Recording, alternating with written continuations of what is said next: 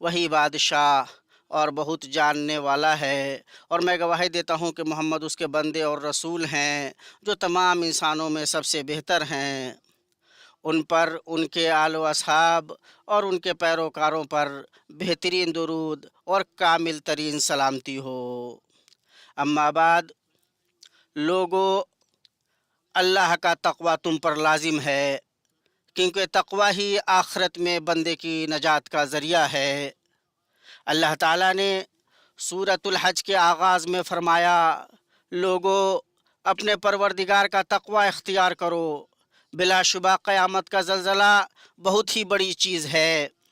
جس دن تم اسے دیکھ لو گے، ہر دودھ پلانے والی اپنے دودھ پیتے بچے کو بھول جائے گی، اور تمام حمل والیوں کے حمل گر جائیں گے، اور تو دیکھے گا کہ لوگ مدہوش دکھائی دیں گے، حالانکہ در حقیقت وہ متوالے نہ ہوں گے۔ لیکن اللہ کا عذاب بڑا ہی سخت ہے۔ اور اللہ کا تقوی اختیار کرنے میں یہ بھی ہے کہ نیکیاں کر کے گناہ اور برائیاں چھوڑ کر قیامت کے دن کی تیاری کی جائے۔ اللہ تبارک و تعالیٰ نے فرمایا، یہ اس لیے کہ اللہ ہی حق ہے، اور وہی مردوں کو جلاتا ہے، اور وہ ہر چیز پر قدرت رکھنے والا ہے، اور یہ کہ قیامت قطعاً آنے والی ہے جس میں کوئی شک و شبہ نہیں، اور یقیناً اللہ تعالیٰ قبر والوں کو زندہ اٹھائے گا۔ اور آخرت کی تیاری کا سب سے عظیم ذریعہ توحید بجا لانا، صرف اللہ کی عبادت کرنا اور اس کے سوا کسی اور کو نہ پکارنا ہے۔ وہ کیسے؟ اللہ کے سوا انہیں پکارتے ہیں جو نہ انہیں نقصان پہنچا سکیں نہ نفع۔ یہی تو دور دراز کی گمراہی ہے۔ اسے پکارتے ہیں جس کا نقصان اس کے نفع سے زیادہ قریب ہے، یقیناً برے ولی ہیں۔ اور اللہ نے فرمایا، سنو، اللہ کے ساتھ شریک کرنے والا گویا آسمان سے گر پڑا، اب یا تو اسے پرندے اجک لے جائیں گے یا ہوا کسی دور دراز کی جگہ پھینک دے گی۔ اور اہل ایمان کا شعار توحید ہے۔ اللہ تبارک و تعالیٰ کا فرمان ہے، تم سب کا معبود برحق صرف ایک ہی ہے، تم اسی کے تابع فرمان ہو جاؤ۔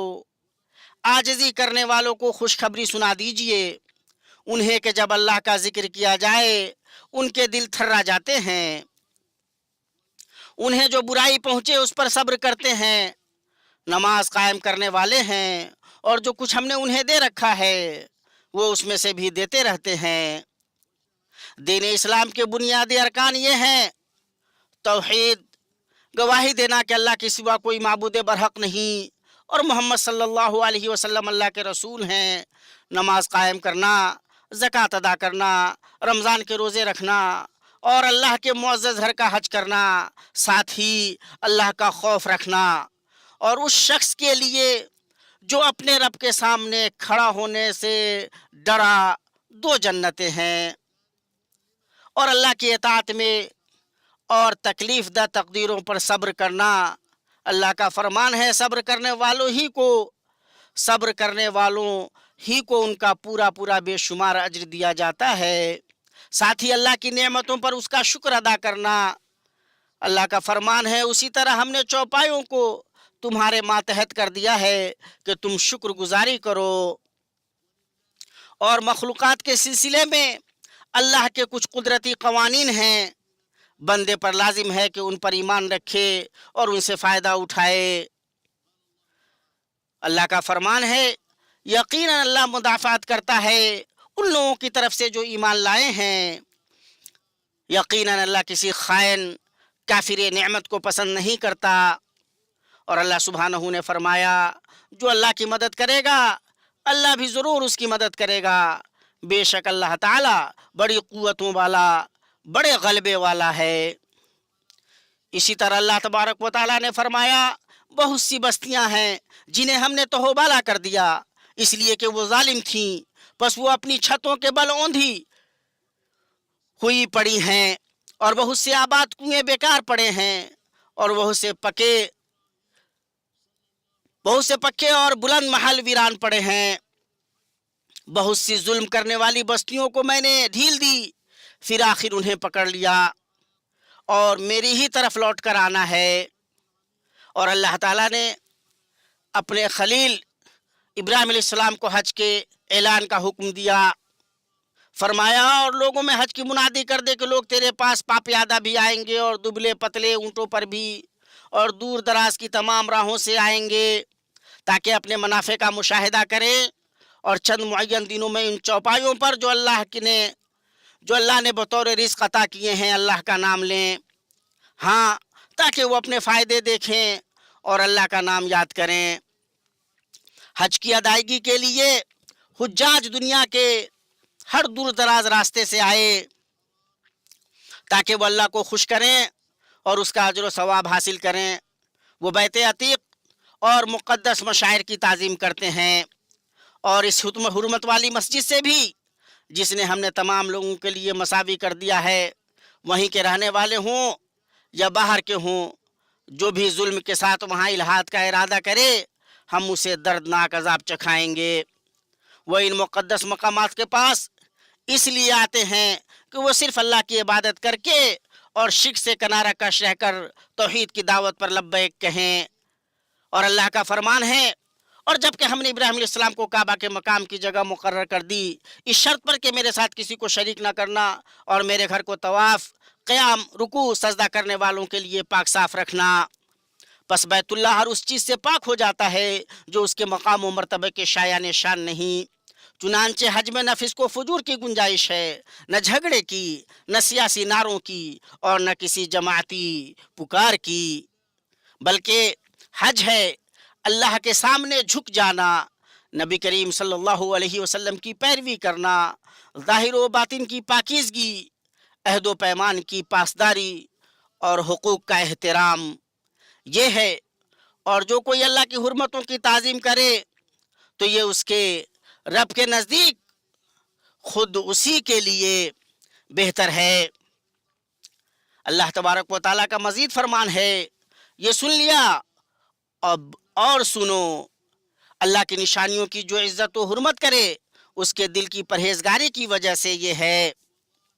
حج میں جب حاجی مناسک حج ادا کرتے ہیں تو زبان، رنگ اور ملک کے مختلف ہونے کے باوجود وہ آپس میں محبت کرنے والے بھائی بھائی بن جاتے ہیں، اور اس میں تعارف، آپسی محبت، تعاون اور باہمی مدد کے مظاہر جلوہ گر ہوتے ہیں، تاکہ وہ اپنے لیے فائدے دیکھیں اور اپنی قربانیوں میں سے محتاج اور غریب کو کھلائیں، اور اعمال میں احسان، اقوال میں سچائی ان کا شیوا ہوتا ہے۔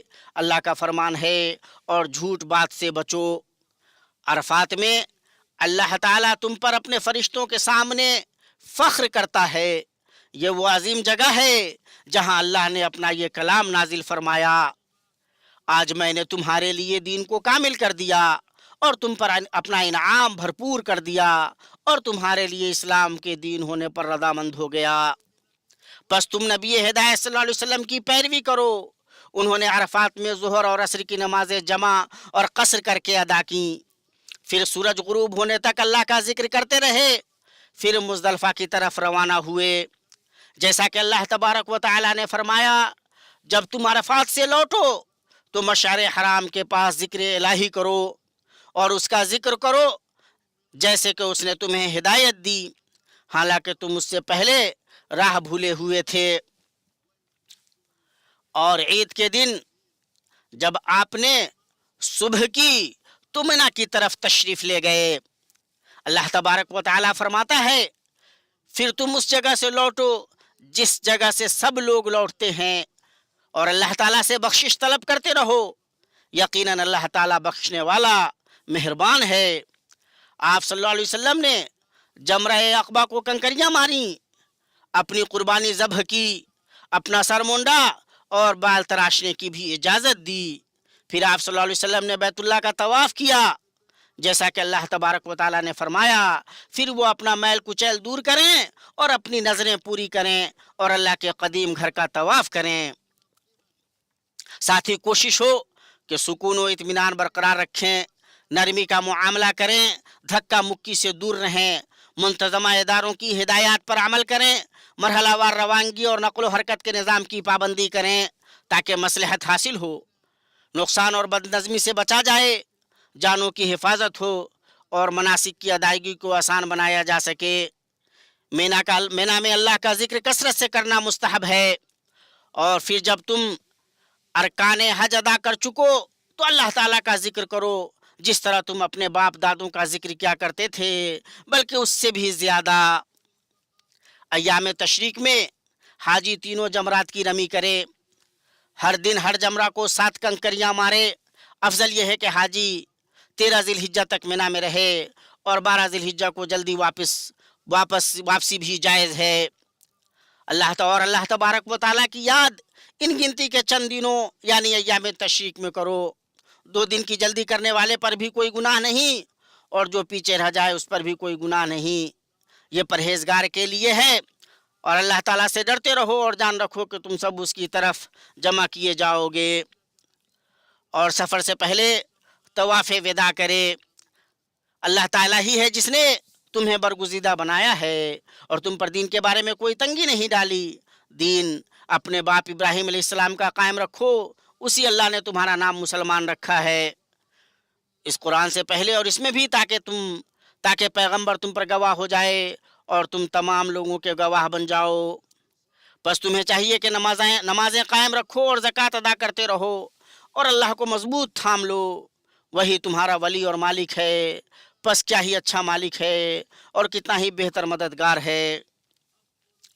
और अल्लाह से मजबूत ताल्लुक़ का एक अहम ज़रिया यह है कि बंदा अपने रब से खूब दुआ करे, खुसूसन हज के मकामात में, क्योंकि यहाँ दुआ की कबूलियत की उम्मीद ज़्यादा होती है। और अरफा में सबसे अच्छी दुआ यह है, ला इलाहा इल्लल्लाह वहदहू ला शरीक लहू लहुल मुल्कु व लहुल हम्दु व हुवा अला कुल्लि शैइन क़दीर। और तुम्हारे रब का फरमान है कि मुझसे दुआ करो, मैं तुम्हारी दुआओं को कबूल करूँगा। और अल्लाह ने कहा, और बाज़ लोग वो भी हैं जो कहते हैं हमारे रब हमें दुनिया में नेकी दे और आखिरत में भी भलाई अता फरमा और हमें अज़ाब जहन्नम से नजात दे। ये वो लोग हैं जिनके लिए उनके अमाल का हिस्सा है और अल्लाह ताला जल्द हिसाब लेने वाला है। ऐ अल्लाह, हुज्जाज से उनकी दुआ और उनके हज को कबूल फरमा, उनके मामलात आसान कर दे, उनके गुनाहों को माफ़ फरमा और उन्हें उनके वतनों को बसलामत, कामयाब और सुरखरू लौटा। ऐ अल्लाह, मुसलमानों के हालात दुरुस्त फरमा, उन्हें हक़ पर मुत्तहिद कर दे, उनके तमाम मामलात की किफ़ालत फरमा और उनके दीनी व दुनियावी हालात संवार दे।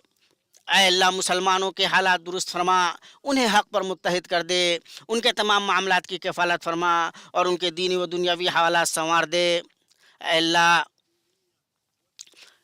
अल्लाह, मुसलमानों के दीनी और दुनियावी हालात दुरुस्त फरमा दे। ऐ अल्लाह, खादिम हरमैन शरीफैन शाह सलमान बिन अब्दुल अज़ीज़ और उनके वली अहद शहज़ादा मोहम्मद बिन सलमान को तौफ़ीक़ याब कर उन्हें दुनिया व आखिरत में बेहतरीन बदला अता फरमा। उन्होंने तेरे बंदों के साथ भलाई की, हुज्जाज के लिए हज की अदायगी को आसान किया और हरमैन शरीफैन और उनके ज़ायरीन की खिदमत में सखावत से खर्च किया। ऐ अल्लाह, उन दोनों के ज़रिया तो अपने दीन को गलबा अता कर। अल्लाह, मोहम्मद सल्लल्लाहु अलैहि वसल्लम और उनके आला साहब पर दुरूद और बहुत सलामती नाजिल फरमा।